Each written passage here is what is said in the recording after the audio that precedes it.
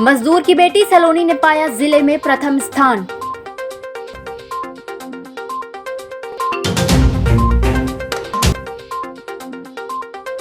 Malajkhand mine की खदान धसकने से एक मजदूर की मौत, 2 घायल।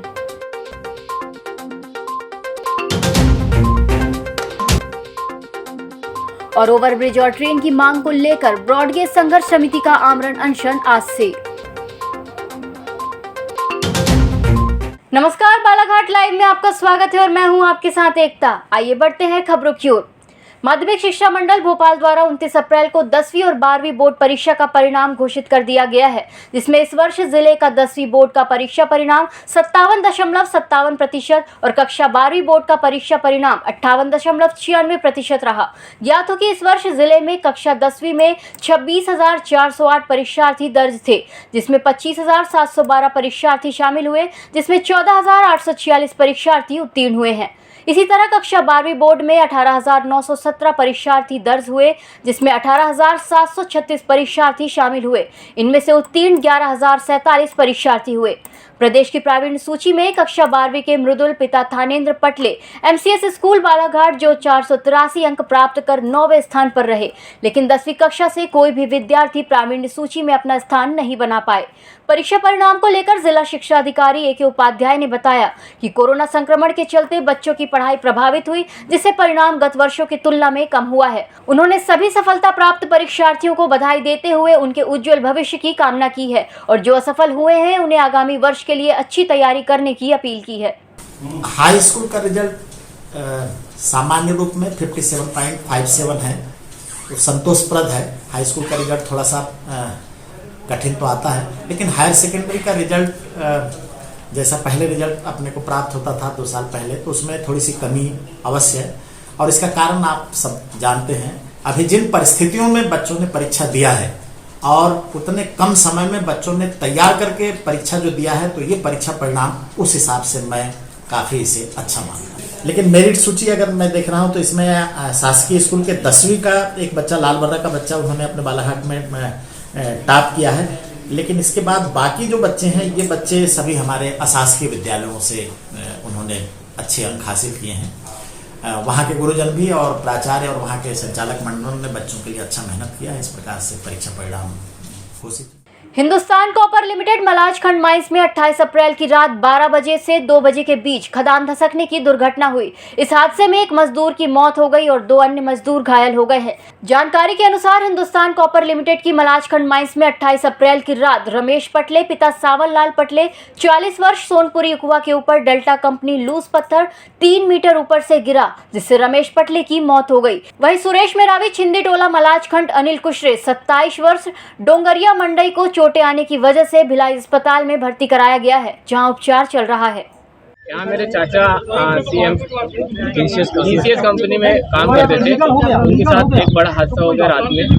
उनकी यहाँ तक हमें सुनाई, मतलब कि जहाँ तक हमने सुना है और बताया जा रहा है कि उनकी मौके वारदात में डेथ हो चुकी है और कंपनी वाले ने सीधा इन्हें कंपनी से मतलब जहाँ काम करे थे वर्क, वहाँ से निकाल कर HCL हॉस्पिटल मलाजखंड लेके गए। वहाँ से ट्रांसफ़र सीधा भिलाई के लिए कर दिया गया।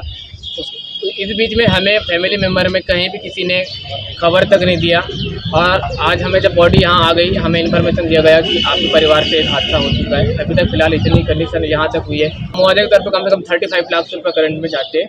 ब्रॉडगेज संघर्ष समिति बालाघाट द्वारा ओवरब्रिज निर्माण और लोकल पैसेंजर ट्रेन प्रारंभ किए जाने की मांग को लेकर 30 अप्रैल से जिला मुख्यालय के हनुमान चौक गांधी प्रतिमा के समक्ष आमरण अनशन किया जा रहा है, जिसमें ब्रॉडगेज रेल संघर्ष समिति राष्ट्रीय अध्यक्ष अनूप सिंह बैस, राष्ट्रीय महासचिव महेंद्र पचौरी और सचिव अनिल जैन अनशन पर बैठेंगे। इस संबंध में गुरुवार को अनूप सिंह बैस ने पत्रकारों से चर्चा में कहा कि जिले के सांसद द्वारा ओवरब्रिज के नाम पर जनता को गुमराह किया जा रहा है। ब्रॉडगेज का कार्य पूरा होने के बाद भी लोकल पैसेंजर ट्रेन नहीं चलाई जा रही है, जिससे जनता में काफी आक्रोश पनप रहा है। आमरण अनशन अनिश्चितकालीन समय के लिए प्रारंभ किया जा रहा है। साथ में हमारे साथ दिव्यांग साथी अनिल जैन जी और महेंद्र पचौरी जी भी इस आमरण अनशन में अनिश्चितकालीन समय के लिए बैठेंगे।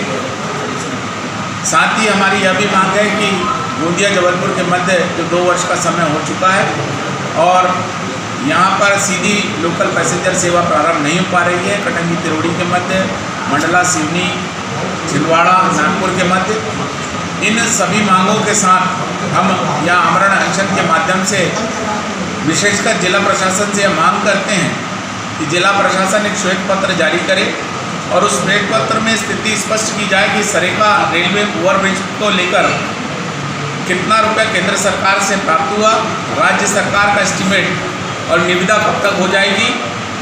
साथ ही जो 3 शेष ओवर रेलवे ब्रिज हैं, इन शेष रेलवे ओवरब्रिज को लेकर जो वास्तविक स्थिति वर्तमान की है उससे जनता को और पत्रकारों को अवगत कराया जाए। साथ ही बालाघाट के सांसद ढाल सिंह बिसेन जो कि रेल मंत्री के साथ में जाकर 2 बार फोटोएं खिंचा चुके, लेकिन अब तक सीधी रेल सेवा प्रारंभ नहीं हो पाई, वे स्थिति स्पष्ट करें कि वर्तमान में क्या स्थिति है और कब तक हमारी जो इंटरसिटी एक्सप्रेस और लोकल पैसेंजर सेवा है कब तक प्रारंभ हो पाई।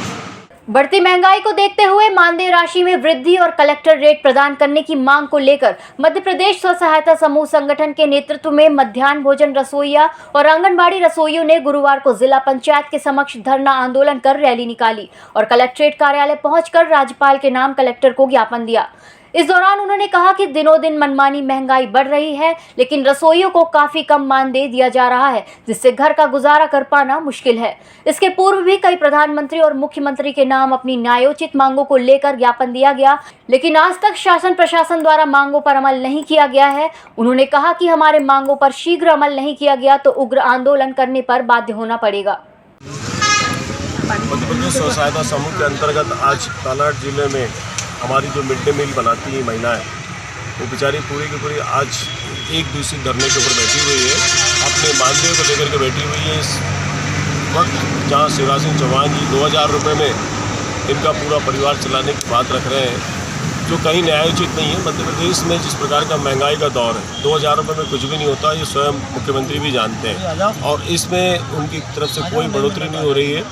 इनकी 14 सूत्री मांग है। इस मांग को तत्काल प्रभाव से शिवराज सिंह चौहान संज्ञान में ले और महिलाओं के साथ स्व सहायता समूह की जितनी भी यहाँ हमारी महिलाएं, आंगनबाड़ी जो महिलाएं, इनके ऊपर न्याय करे, उनका मानदेय बढ़ाए, ये हमारी मांग है। माध्यमिक शिक्षा बोर्ड का परीक्षा परिणाम 29 अप्रैल की दोपहर 1 बजे घोषित कर दिया गया।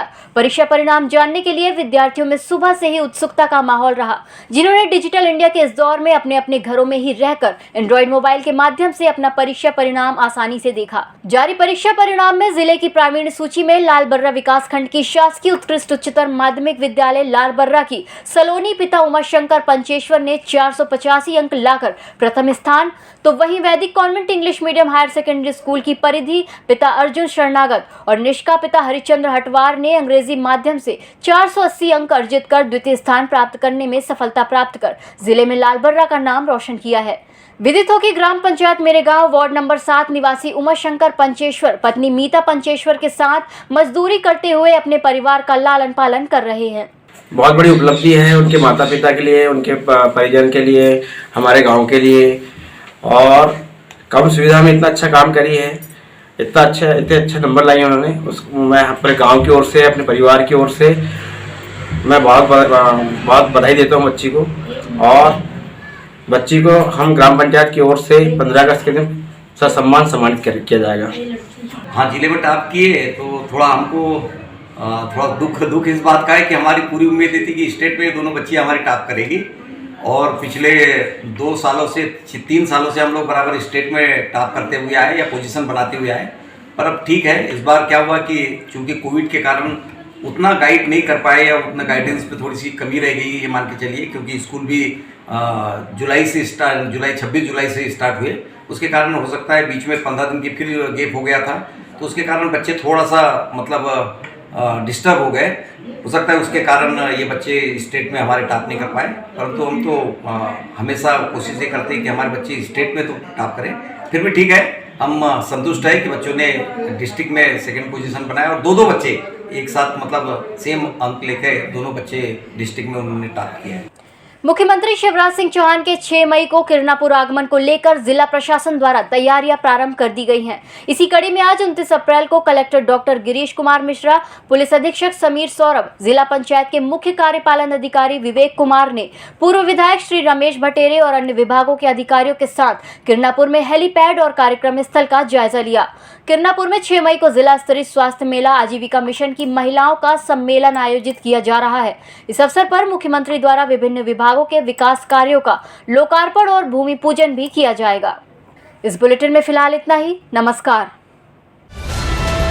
EMS टीवी के YouTube चैनल को सब्सक्राइब करें और बेल आइकन दबाएं। साथ ही EMS न्यूज ऐप डाउनलोड करें।